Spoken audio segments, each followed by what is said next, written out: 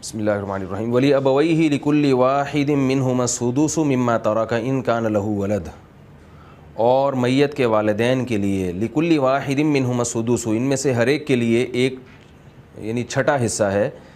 ان کان لہ ولد بشرطے کہ میت کے اولاد ہو،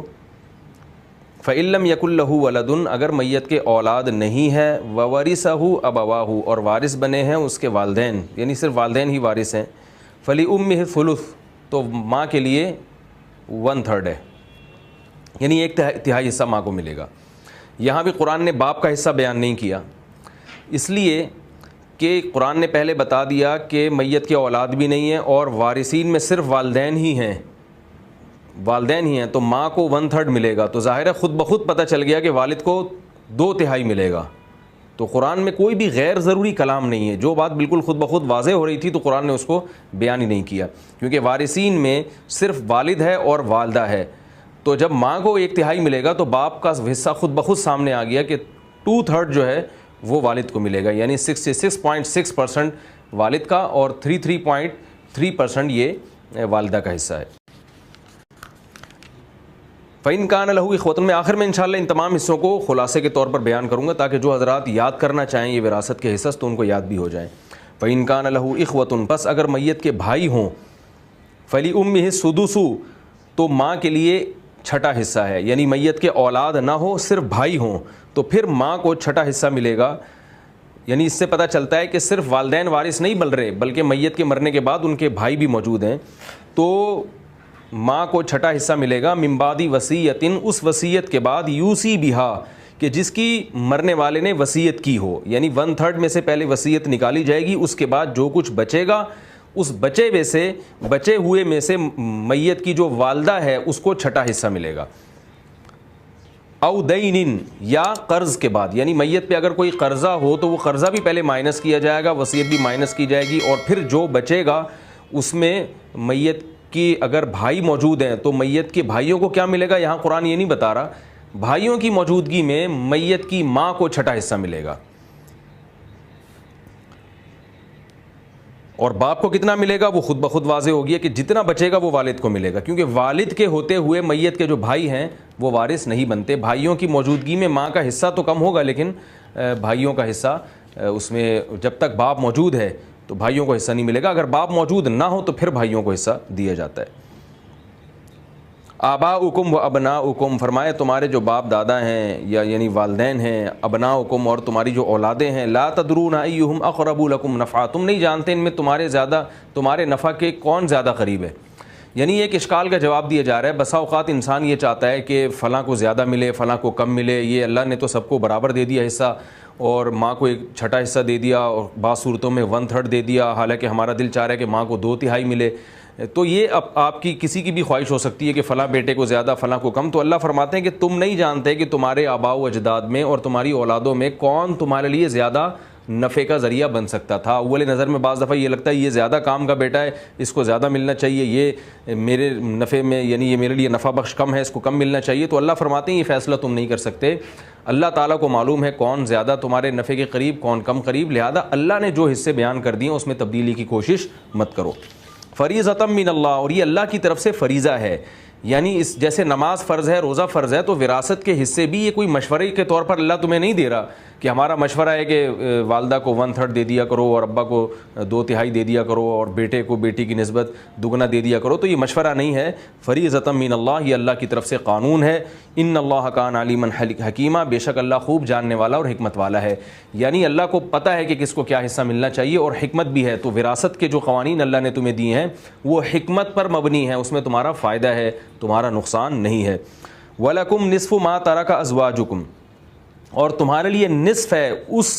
مال کا جو تمہاری بیویاں چھوڑ کر جائیں، بیوی کی جب موت واقع ہوتی ہے تو بیوی کی وراثت میں شوہر کا آدھا حصہ ہوتا ہے، یعنی بیوی کی کل جائیداد میں سے بیوی کے مرنے کے بعد شوہر کو آدھی جائیداد دی جائے گی، اِلَّمْ يَكُنْ لَهُنَّ وَلَدٌ، بشرطے کہ اس بیوی کے اولاد نہ ہو، چاہے اسی شوہر سے ہو یا کسی پہلے شوہر سے ہو، اگر اس عورت کے بطن سے کوئی اولاد ہوئی ہے تو پھر اس کا حصہ کیا ہے وہ آگے آ رہا ہے۔ فَإِنْ كَانَ لَهُنَّ وَلَدٌ، اگر اس عورت کے کوئی اولاد بھی ہے چاہے اسی شوہر سے ہو یا پہلے کسی شوہر سے ہو، فَلَكُمُ الرُّبُعُ مِمَّا تَرَكْنَا، تو اللہ فرماتے جو کچھ وہ چھوڑ کر جائیں گی اس میں تمہیں 1/4 ملے گا، یعنی 25% تمہیں دیا جائے گا. من بعد وصیت، اس وصیت کو نکالنے کے بعد، یوسین بہا، جو وصیتیں تمہاری بیویاں کر کے جائیں. یعنی بیوی نے کوئی وصیت کی تھی کہ میرا فلاں مال فلاں کو دے دیا جائے، تو 1/3 میں اس وصیت کو نافذ کیا جائے گا. او دین، یا قرضہ، دین قرضے کو کہتے ہیں، وہ قرضے بھی مائنس کیے جائیں گے. قرضے اور وصیت مائنس کرنے کے بعد جو کچھ بچے گا اس میں سے تمہیں 1/4 دیا جائے گا اگر تمہاری بیوی کے اولاد ہے. اگر اولاد نہیں ہے تو تمہیں بیوی کے ٹوٹل وراثت کا آدھا حصہ، آدھی جائیداد دی جائے گی. یہاں قرآن نے 2 چیزیں بیان کی ہیں کہ وصیت مائنس کی جائے گی وراثت میں سے اور قرضہ. لیکن فقہا ایک اور چیز کو اب بیان کرتے ہیں جو اجماع سے ثابت ہے، وہ یہ کہ میت کی جو تجہیز و تکفین ہے اس کا خرچہ بھی میت ہی کے مال میں سے مائنس کیا جائے گا. اور فقہا نے اس کو دین پر قیاس کیا ہے، قرضے پر، کیونکہ قرضہ میت ایک بوجھ ہے میت کے اوپر، تو ہر شخص کے مال میں سے پہلے اس کے بوجھ کو دور کیا جائے گا، پھر وراثت جاری ہوگی. تو اسی طرح میت کو دفن کرنا یہ میت کا بنیادی حق ہے، تو میت کا جو بنیادی حق ہے وہ میت کے مال میں سے پہلے پورا کیا جائے گا. وہ بھی گویا دین ہی کی طرح کی ایک چیز ہے کہ میت کے کفن اور قبر کا انتظام پہلے مال میں سے کیا جائے گا، پھر اس کے بعد جو کچھ بچے گا. اس لیے جب بھی مفتی حضرات وراثت کا فتویٰ لکھتے ہیں تو 3 چیزوں کا تذکرہ کرتے ہیں کہ میت نے جو وصیتیں کی ہیں 1/3 میں سے اس وصیت کو نافذ کیا جائے. اگر میت نے وصیت کی میرا پورا مال فلاں کو صدقہ کر دیا جائے تو یہ صحیح بخاری صحیح مسلم کی حدیث سے ثابت ہے کہ یہ وصیت کا لدم ہے. 1/3 میں آپ کو وصیت کی اجازت ہے، اس سے زیادہ میں نہیں، اور وہ بھی وارثوں کے لیے نہیں، وارثوں کے علاوہ کسی اور کے لیے آپ کر سکتے ہیں. تو 1/3 میں وصیت کو نافذ کیا جائے گا. اور دوسرا، میت کے قرضے مائنس کیے جائیں گے اور میت کی تجہیز و تکفین کا خرچہ نکالا جائے گا. وہ نکالنے کے بعد جو بچے گا اس میں یہ وراثت کے احکام ہیں جو جاری ہوں گے. فرمایا وَلَهُنَّ الرُّبُعُ مِمَّا تَرَكْتُمْ، اور ان بیویوں کے لیے چوتھائی ہے مما ترکتم، جو کچھ تم نے چھوڑا ہے. یعنی شوہر کی اگر ڈیتھ ہوتی ہے تو اس کی بیوی کو 1/4 یعنی 25% ملے گا. اِلَّمْ يَكُنْ لَكُمْ وَلَدْ، بشرطے کہ تمہارے اولاد نہ ہو. یعنی مرد کے اگر اولاد ہے، چاہے اسی بیوی سے ہو چاہے کسی اور بیوی سے ہو،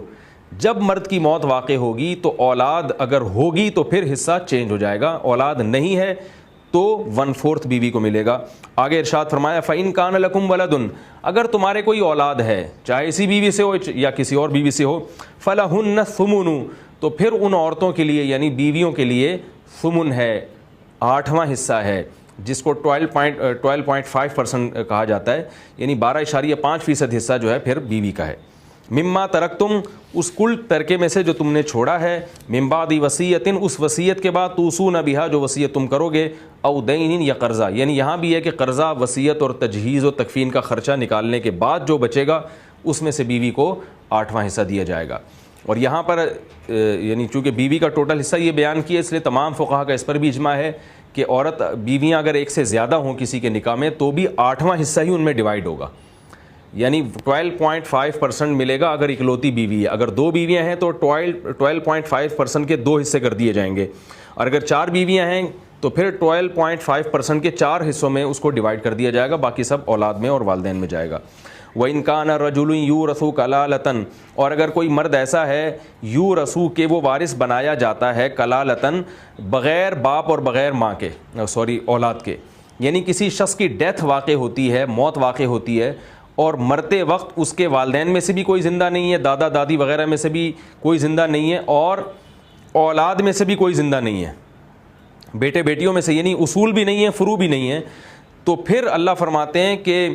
اب امراتن، یا کسی عورت کی موت واقع ہو جاتی ہے اور اس کے اصول اور فروع، یعنی اوپر باپ داداؤں میں سے بھی کوئی نہیں ہے، والدہ بھی نہیں ہے، اور آگے نیچے بیٹے بیٹیوں میں سے اور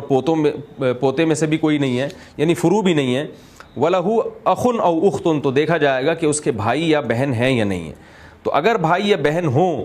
ایک اکلوتے، چاہے اکیلا بھائی ہو یا اکیلی بہن ہو، فَلِكُلِّ وَاحِدٍ مِّنْهُمَا السُّدُسُ، اللہ تعالیٰ فرماتے ہیں کہ وہ ان میں سے ہر ایک کو سدس ملے گا. یعنی بہن ہے تو بھی اس کو 6واں حصہ ملے گا کل وراثت کا، اور اگر بھائی ہے تو اس کو بھی وراثت کا 6واں حصہ ملے گا. فَإِن كَانُوا أَكْثَرَ مِن ذَلِكَ، اگر وہ اس سے زیادہ ہوں، فَهُمْ شُرَكَاءُ فِي الثُّلُثِ، تو کل وراثت کا 1/3 ان بھائی بہنوں کو دیا جائے گا، اور وہ آپس میں برابر ڈیوائیڈ کر دیں گے. یہاں پر بھائی کو بہن کی نسبت دگنا نہیں دیا جائے گا. من بعد وصیۃ یوصی بہا او دین، اور یہ بھی اس وصیت کے بعد ہوگا جس کی وصیت کی گئی ہے، یعنی میت کے وصیت نکالی جائے گی اور قرضے نکالے جائیں گے. غیر مضارن، اور اس میں کسی کو ضرر نہیں پہنچایا جائے گا. یعنی یہ وصیت ایسی ہونی چاہیے جس میں وارثوں کو ضرر نہ ہو رہا ہو. تو وہ کون سی وصیت ہے؟ 1/3 کے اندر جو وصیت ہے وہ نافذ کی جائے گی. یہاں تو قرآن نے اجمالی بیان کیا، مگر حدیث میں تفصیل ہے کہ حدیث میں آتا ہے 1/3 سے زیادہ وصیت وارثوں کے لیے ضرر اور نقصان سمجھا گیا ہے شریعت میں، لہذا 1/3 سے زیادہ وصیت کا قرآن نے یہاں بتا دیا کہ غیر مضار، یہ وصیت ایسے نافذ نہیں ہوگی کہ اس میں ضرر ہو وارثوں کو. اور وہ کیا ہے؟ 1/3 سے زیادہ کی وصیت. البتہ دین یعنی قرضہ جتنا بھی ہو وہ پہلے معائنے سے کیا جائے گا. مثال کے طور پر ایک شخص مرا اور 1 کروڑ روپے اس پر قرضہ ہے اور وراثت میں 1 کروڑ ہی چھوڑ کر گیا ہے، تو پوری وراثت اس کی قرضے میں دے دی جائے گی، اس میں 1/3 کا قاعدہ نہیں ہے. اور اگر اس کے برعکس ہوا کہ ایک شخص کا انتقال ہوا، اس کی وراثت تو 1 کروڑ ہے مگر اس پہ قرضہ 1.5 کروڑ کا ہے، تو یہ خوب سمجھ لیں کہ 1 کروڑ تو اس کے قرضہ ادا کیا جائے گا، باقی 50 لاکھ روپے وہ وارثوں سے نہیں لیے جائیں گے، کیونکہ ہر شخص قرضہ اپنے مال کی ادائیگی سے وہ اس کا پابند ہے کہ دے، دوسرے کی مال کی ادائیگی سے اور وارثوں کے مال کی ادائیگی سے اس کا قرضہ ادا نہیں کیا جائے گا. بس وہ دین رہ گیا، اس کے ذمے قرض رہ گیا جو قیامت میں اللہ تعالیٰ اس سے وصول کریں گے. فرمایا